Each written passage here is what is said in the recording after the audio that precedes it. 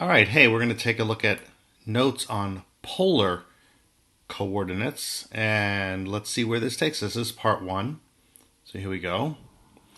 Up until now, we've only working with rectangular axes. That's the one we're most used to, the old X and Y axes. Rectangular because right angles. So if you go over 4 and up 3, it's that right angle that gets you to that point.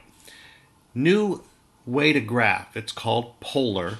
And polar is made up of a coordinate that's got an r and a theta. The r is a real number, and the theta is an angle. The difference between the two of these, well, when we plot a point, say 0, 5, and plot that rectangularly, it means we don't go over at all, we go up 5, and there's our point. The very same point.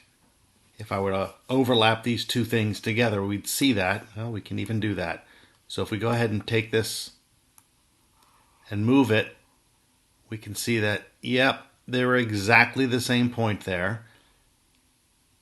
But when we identify that point in polar coordinates, we need to do it with an r and a theta. The theta is pi over 2 because it's straight up. We know that from the unit circle. And we're on the 1, 2, 3, 4, 5th radial line, and that's the 5. So the radius is 5. We can see that with the concentric circles.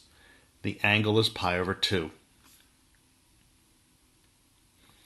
So if we're going to graph in polar, we're generally going to work with the second coordinate first, and that's the angle. That'll lead us to a line, and then we're going to move out along that line to match the particular radius. Now there is one thing that's a little bit different here, and that is you can still have negative. We know how to handle negative angles. Negative angles we know just go around this way. There's our negative thetas.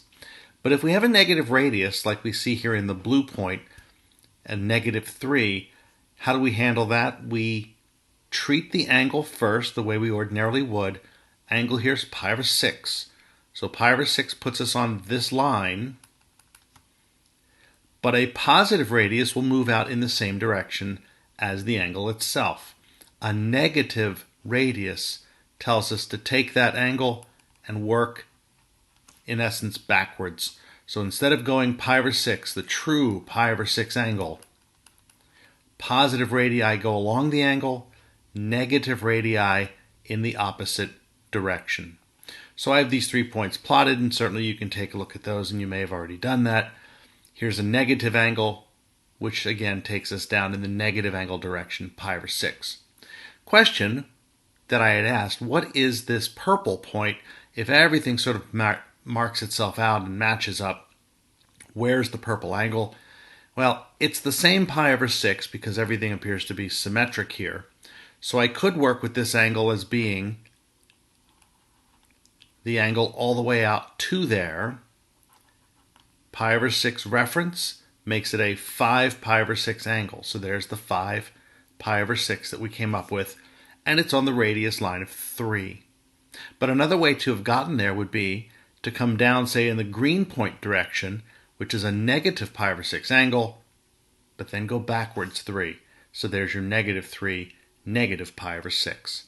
There are other answers you could go with as well. If we keep adding 2 pi's, we keep going round and round and ending at the same point. Radius, generally, if we have a choice, we're going to make it positive, but it could, as we just saw, be negative. Angles could be in radians or degrees. Usually we're going to keep them between 0 and 2 pi for radians, between 0 and 360 for degrees, if we're going to work in degrees. But again, thetas can be any real number. I had given you this little thing to try to plot these 6 points.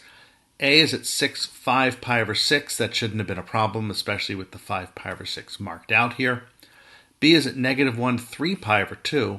Well, 3 pi over 2 says go down, but negative 1 says go the other way, so there's B going up. 4.5, 60, just to kind of show you we don't need to have integers. 60 is pi over 3, so we're going to put that at the pi over 6 or pi over 3 point, which is up here, and we plot that at 4.5. There's C. D is a little bit more radius and a little bit more angle, so it's a little further angle, a little higher radius. It's very close, but I just wanted to see how close and in what direction. E is a radius of 0 at an angle of, well, at an angle of who cares, because as soon as the radius is 0, it sits right at the center, which you could call the origin, but it's not called that for polar. It's called the pole, P-O-L-E. And a 0, 7 pi over 6, well, it's the same point. In fact, as long as the radius is 0, it plots right on the pole. There's your points. Okay.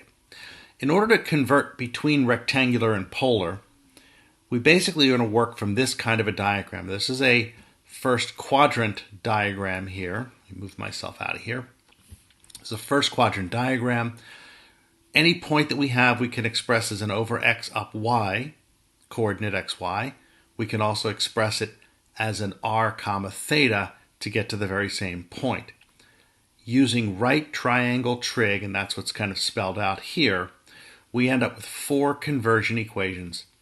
2 that take us from polar and give us x's and y's. And the other, if we know the x's and the y's, we can come back and get the r's and the thetas. The only one of these that's sort of variable, can change a little, is the theta. We have to be wary of the quadrant that we're in so that we'll apply that angle that we come up with for inverse tangent, which we know is going to give us that positive number, and then we'll apply it to the correct quadrant. I think what we're going to do here is stop and pick up the examples themselves in the next video.